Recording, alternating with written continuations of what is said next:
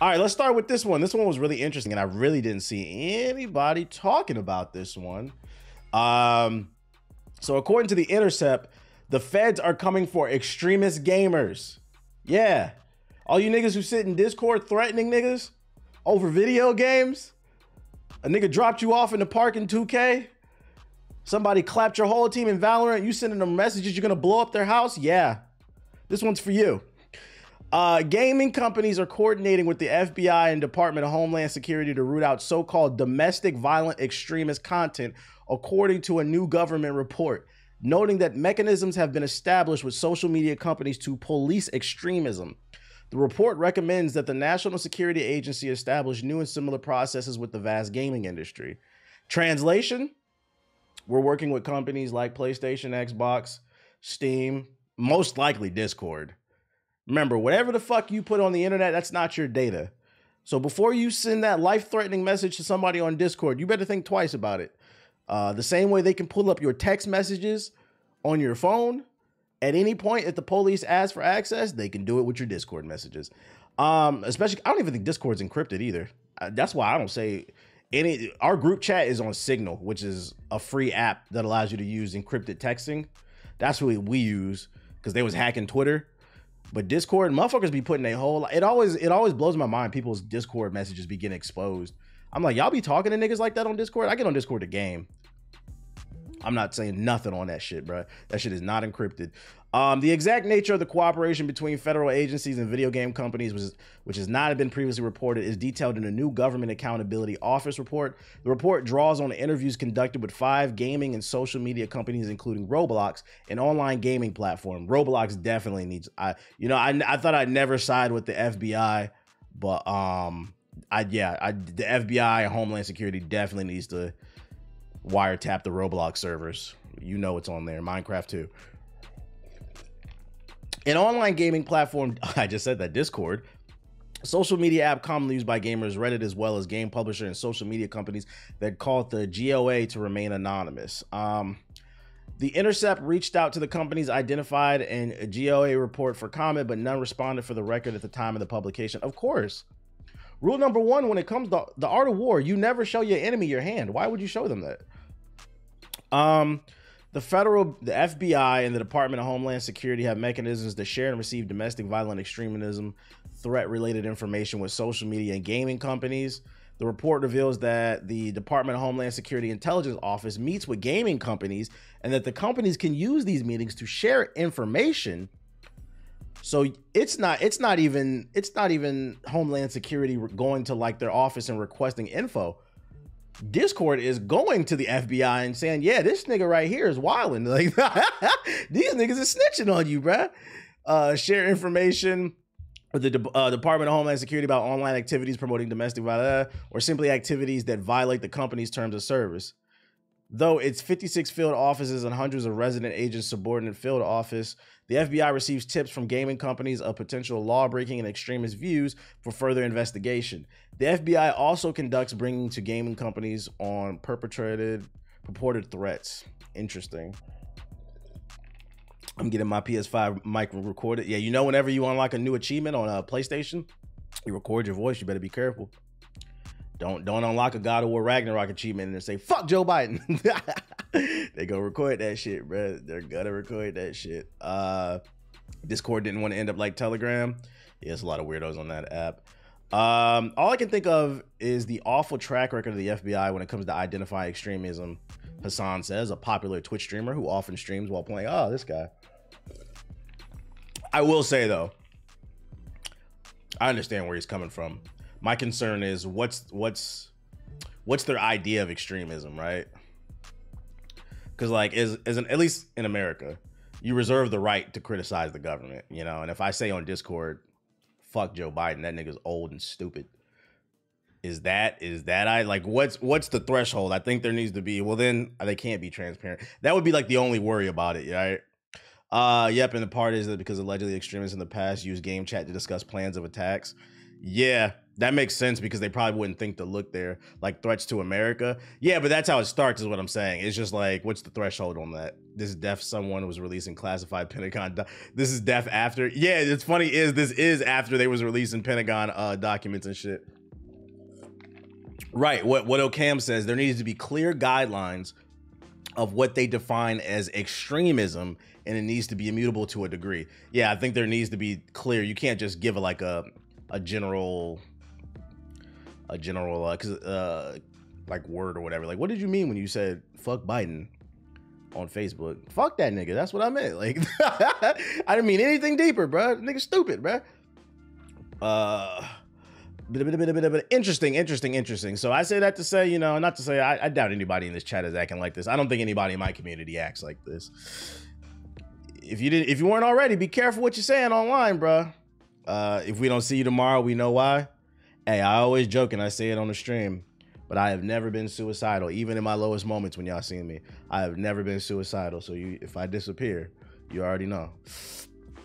What else I got for ya? Ex-PlayStation boss believes PlayStation is overspending and under-distributing. Always appreciated the candor of Sean Layden, the ex-head of PlayStation who left his role as CEO in 2019. And now that he's out of the company, he's been even more candid about his opinions on all things, including his former company. Layden gave an interesting interview to GamesBeat that he touches on a frequent topic lately, the ballooning costs of AAA games, some are quadruple A, and how it's becoming unsustainable, which includes being a problem for PlayStation. Now that games cost way more than what they used to, the economics of scale for distribution no longer makes sense with the limited PS4 and 5 install base. They often cannot adequately recover those costs or make significant profit no matter how many are sold within the PlayStation ecosystem, and that is the problem, and the problem is only increasing in time. The overhead is too high, basically. Let me get this shit on my face. If you're spending $250 million, you want to be able to sell it as many people as possible, even if it's just 10% more. The global install base for consoles, if you go back to the PS1 and everything else stacked up there, whenever it's time for you to look at it, the cumulative, I cannot read, consoles out there never get over 250 million. It just doesn't happen. The dollars have gone up over time, but I look at that and I see that we're just taking more money from the same people. Yeah, like, basically he's saying like it's not growing big enough, like the business as a whole, and we're just robbing more and more people. I mean, they got to figure out ways to find bigger profit margins while not fucking over the consumer. Layden cites PlayStation's doing a good job with Helldivers 2, releasing the game on PlayStation and PC at the same time, which has dramatically increased its fortunes. Translation, Sony, stop being a bitch. Release more of your games on PC because we need that money. Wink, wink, wink, wink, wink. But while PlayStation is committed to doing that with other, this is the same shit as the Xbox podcast where I said Xbox translation, they want to make as much money as possible. They don't give a fuck about what piece of plastic you got and your loyalty to their brand. They need to make this money. They still seem to want to institute lengthy delays for PC releases on their big cinematic games. They are more open to adapting them, period, but it's still a period of lag. I think that like all these PlayStation and Xbox exclusives should be on PC day one. You're already doing it. You're seeing success with it. I'd argue you see more success with it if these games are there day one.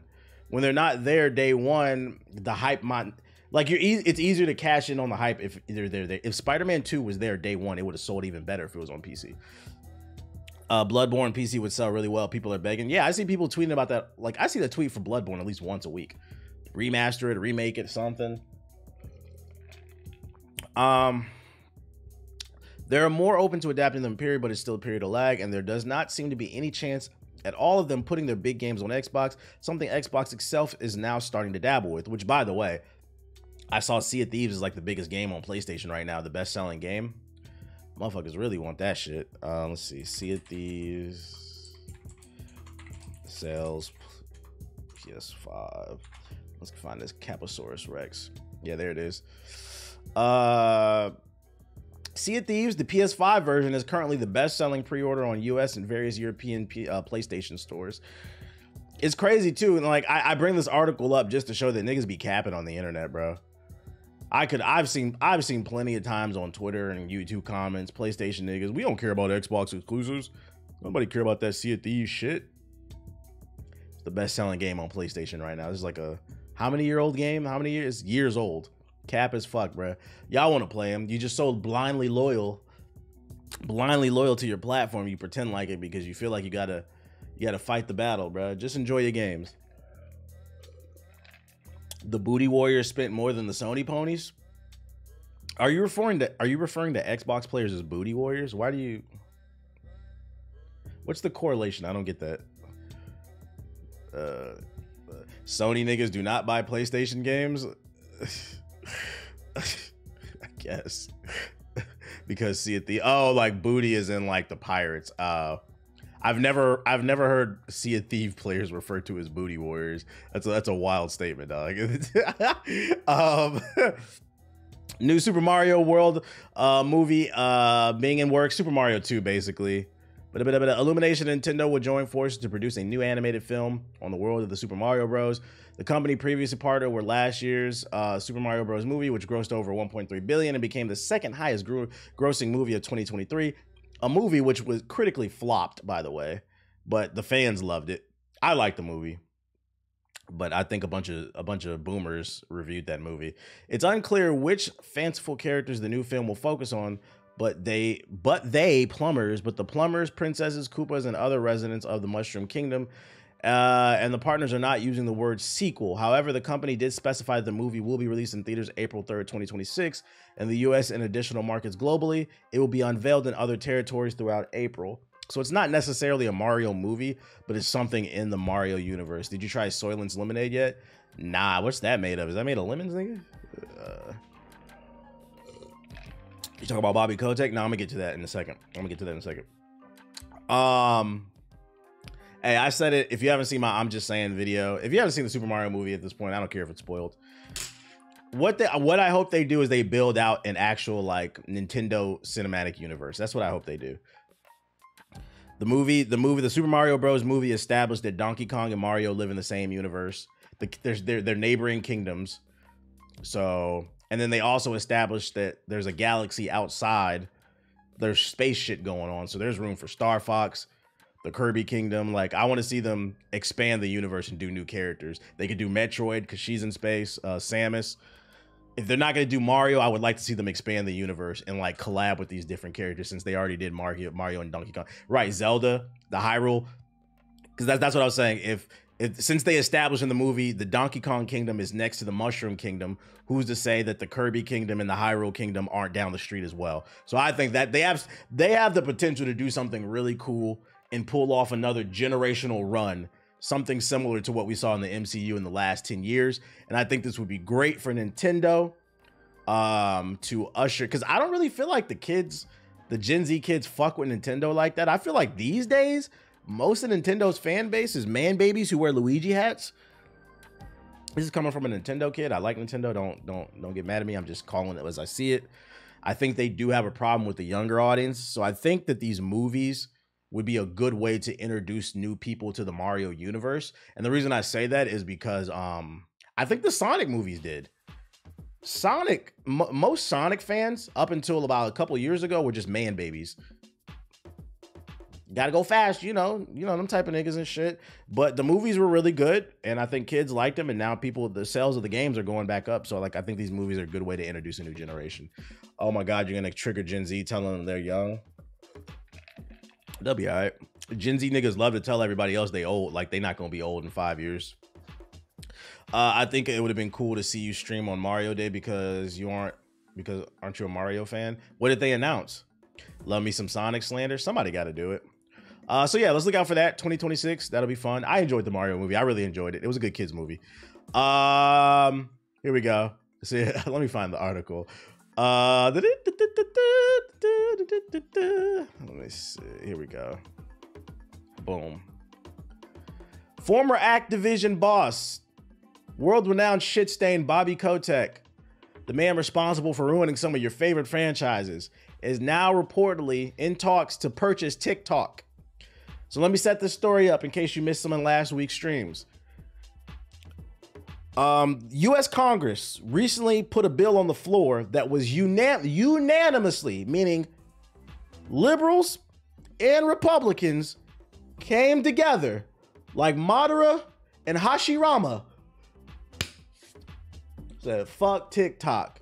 And they said they're gonna ban that shit if TikTok's parent company, which is ByteDance, does not sell TikTok's American division to an American company. So Congress wants TikTok to go to, I don't know, Google, Facebook, Apple, something.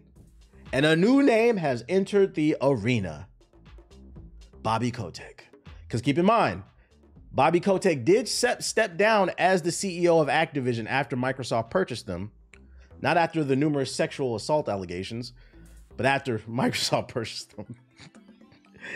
And he's still worth billions. He left with a bag. He left with a bag, guys. Let's see what's going on in the update with the TikTok story. TikTok is, who cares? TikTok has been screwed. Yep. The bill requires that ByteDance divest itself, sell TikTok, and see the app banned, or it'll see it banned in the US, which has led to the renewed interest from potential buyers, including Bobby Kotick. According to WSJ's sources, has floated the idea to buy ByteDance's co-founder and is reportedly looking for partners, which would include Sam Altman of OpenAI. According to the Wall Street Journal, OpenAI could use TikTok to help train its AI models if a partner such as Kotick could raise the capital for such an acquisition. TikTok sales have been estimated to be in the range of hundreds of billions of dollars. I'm not gonna lie, I don't know if I would want a world where OpenAI and TikTok's API combine forces. Because I'm not gonna lie, like I said, in terms of like social media, TikTok is bottom of the tier for me. There's a lot of funny stuff on there, but in terms of information, if we're just talking about information, I still think YouTube is king in terms of the content space. TikTok is bottom tier. It's a lot of misinformation. Facebook might be the lowest, and then TikTok's like maybe, no, they might be the same. It's like on par with Facebook. It's just a lot of stupid niggas on TikTok. It's bottom feeder. You be seeing shit on there that like I seen a TikTok this morning that was like joking. And it was like those people that on TikTok that just be saying shit, just be making shit up. Like you'll find TikToks of people just like a lot of like stupid relationship advice. Like, you know, if your partner goes to sleep with rain sounds on the TV, that means they don't love you. And people be watching that shit, like believing that shit. Yeah, just a lot of crayon eater shit. So like, I don't know if I would want that API, that information being tapped into OpenAI, and then you go to chat by GPT and it starts feeding you information that it gets from fucking TikTok. Just stupid ass shit. I feel like that would ruin chat by GPT. I don't know. Kotick departed from Activision's Blizzard late last year after completing the publisher's $68 billion sale on Microsoft. Kotick's tenure at, just giving us the history. It's really not much other than, so that's interesting. So he wants to, it's not just him. That's a little misleading, the title. He doesn't have that much money. He wants to partner up with some other people to buy it, basically. The supplements creators be promoting is wild too. It's a lot of just really wild shit on that damn app. I don't know how it's, well, I know how. They don't give a fuck. They just trying to make $1. Kotick's gonna steal breast milk money from TikTok. What are you talking about, bro? What are you talking about? Anyways, in other news, there's a rumor going around that Hellblade's coming to PlayStation, according to Xbox Infinite's creator, Risk It for the Biscuit. Four sources told Risk It about the PS5 port. This is interesting. Let me see. I think. Well, listen, I could tell you something because I'm not throwing anyone under the bus here. And I've kept this under my hat for quite some time. But I've now confirmed this with 4 separate sources. I haven't seen any documentation or banners that would prove it, but I have. Yo, shout out to Chris with the 5 gifted subs. I appreciate you. I appreciate you. I just realized my alerts wasn't on. Whoops. Confirmed it with 4 separate sources that also say the same thing. So there is a Hellblade 2 port for PlayStation. My only thing is like, who? I'm not trying to be mean, but who is he? I'm not gonna lie. This nigga has 2,000 subscribers. This video has 1,000 views, 1,000 subscribers. Like, is anybody familiar with him? Is he a trusted source? This nigga has 300 views on this video. I'm not trying to be an ass, but like, who's your sources? And why would they tell a man that's getting 300 views on a video? Yeah, like, I don't know about this one. We're going to take this one with a grain of salt. A big, fat grain of salt, bruh. Shit. Like, this is one of those things, like, I would not post this to the GI page. I don't think that's a credible source. This is one of those things where, like, people that want impressions so bad, they just be posting anything, bruh. Do you have a YouTube channel just for VODs? Nah, I'm not uploading. I tried uploading full VODs. It didn't really pay off. Highlight seems to do better. Yes, yeah, we were just talking about that trade about Sea of Thieves being the most pre-ordered. I will say, if this turns out to be true, let's act like it is.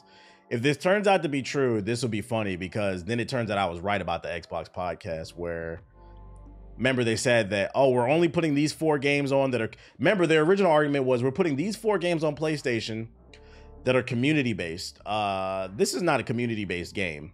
This is not a multiplayer. Like, Sea of Thieves makes sense. Grounded makes sense. Those are community, multiplayer type games. Hellblade 2 is a single-player, story-driven narrative through and through. So if this turns out to be true, then I'm going to be right. And I'm basically saying this is how it starts. They're starting with the community games, but that nigga never said that other games would not come.